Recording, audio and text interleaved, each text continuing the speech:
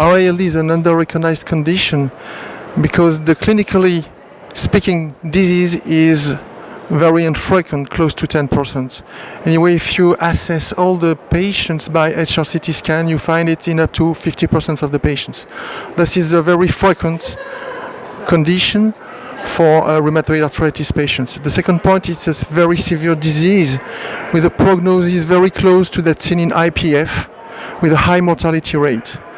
That it should be investigated in order to understand what is the pathogenesis, and even if there's some drugs that could work for this disease.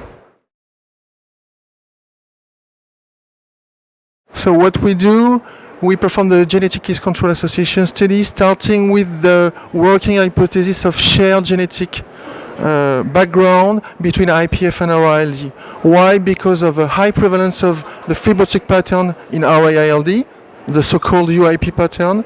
The second point is the same risk factor, patients older, male, and also environmental factors such as tobacco and silica dust exposure.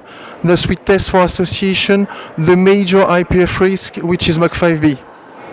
So we perform the case control genetic association study with a discovery step in the French population and the replication step in a multi-ethnic collaborative work involving both rheumatologists and pulmonologists. And we clearly found that MUC5B contribute to the ILD susceptibility among RA patients for carriers of the risk allele, an increased risk of developing ILD, and also an increased risk of 6 of developing the UIP pattern, the so-called UIP, which is fibrotic, with a poor prognosis.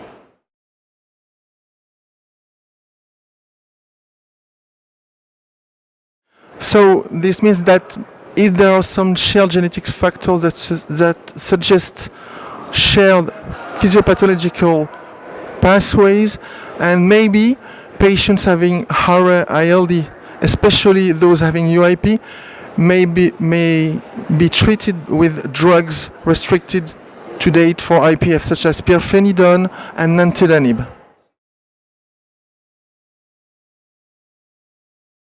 Next is to investigate whether the variant influenced the course of the ILD in RA patients, and if in ILD RA patients the detection of the variant could be a prognosis factor.